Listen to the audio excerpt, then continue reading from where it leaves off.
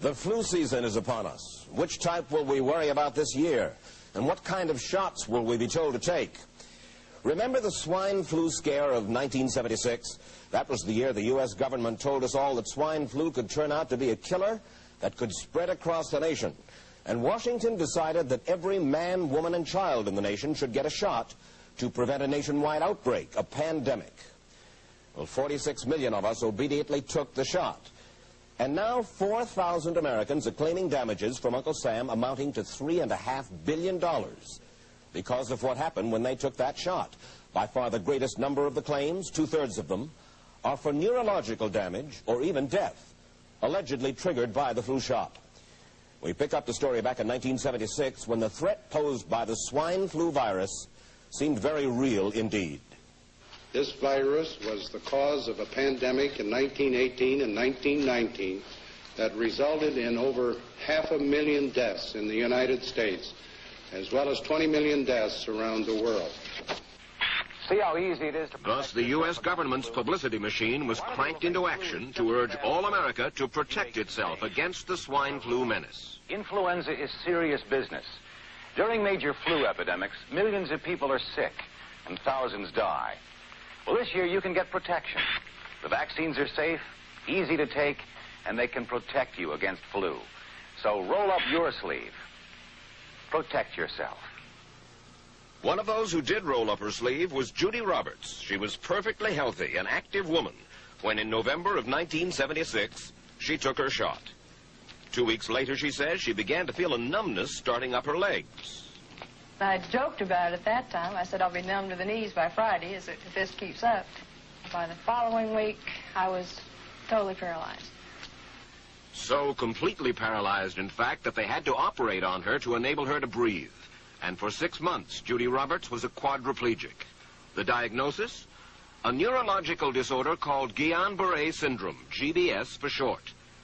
These neurological diseases are little understood. They affect people in different ways. As you can see in these home movies taken by a friend, Judy Roberts' paralysis confined her mostly to a wheelchair for over a year. But this disease can even kill. Indeed, there are 300 claims now pending from the families of GBS victims who died, allegedly as a result of the swine flu shot. In other GBS victims, the crippling effects diminish and all but disappear. But for Judy Roberts, progress back to good health has been painful and partial. Now, I notice that your smile, Judy, is a little bit constricted. Yes, it is. Is it different from what it used to be? Very different. I have a greatly decreased mobility in my lips. And I can't drink through a straw on the right-hand side. I can't blow out birthday candles. I don't whistle anymore, for which my husband is grateful. It may be a little difficult for you to answer this question, but have you recovered as much as you are going to recover? Yes, this is it. So you will now have a legacy of braces on your legs for the rest of your life? Yes, the weakness in my hands will stay, and the leg braces will stay. So Judy Roberts and her husband have filed a claim against the U.S. government. They're asking $12 million, though they don't expect to get nearly that much. Judy, why did you take the flu shot? I'd never taken any other flu shots, but I felt like this was going to be a major epidemic. And the only way to prevent a major epidemic of a really deadly variety of flu was for everybody to be immunized. Where did this so-called deadly variety of flu, where did it first hit back in 1976?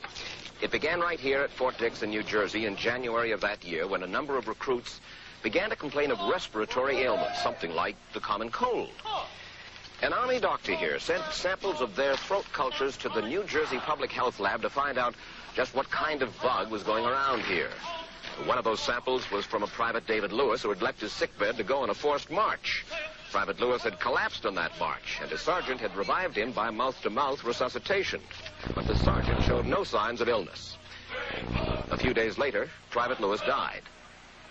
If this disease is so potentially fatal that it's going to kill a young, healthy man, a middle-aged schoolteacher doesn't have a prayer. The New Jersey lab identified most of those soldiers' throat cultures as the normal kind of flu virus going around that year, but they could not make out what kind of virus was in the culture from the dead soldier and from 4 others who were sick. So they sent those cultures to the Federal Center for Disease Control in Atlanta, Georgia, for further study. A few days later, they got the verdict: swine flu. But that much publicized outbreak of swine flu at Fort Dix involved only Private Lewis, who died, and those 4 other soldiers who recovered completely without the swine flu shot. If I had known at that time that the boy had been in a sick bed, got up, went out on a forced march, and then collapsed and died, I would never have taken the shot. The rationale for our recommendation was not on the basis of the death of a single individual, but it was on the basis that when we do see a change in the characteristics of the influenza virus, it is a massive public health problem in this country. Dr. David Senser, then head of the CDC, the Center for Disease Control in Atlanta, is now in private industry. He devised the swine flu program, and he pushed it.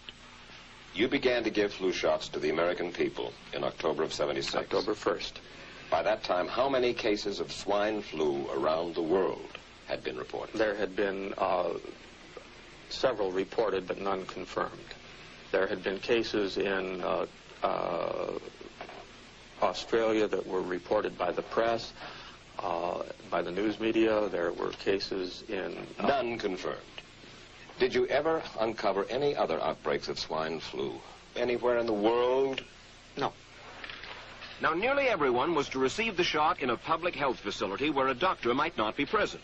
Therefore, it was up to the CDC to come up with some kind of official consent form, giving the public all the information it needed about the swine flu shot. This form stated that the swine flu vaccine had been tested. What it didn't say was that after those tests were completed, the scientists developed another vaccine. And that was the one given to most of the 46 million who took the shot. That vaccine was called X53A. Was X53A ever field tested? I can't say. I would have to... It wasn't. I don't know. Well, I would think that you're in charge of the program. I would have to check the records. I haven't looked at this in some time.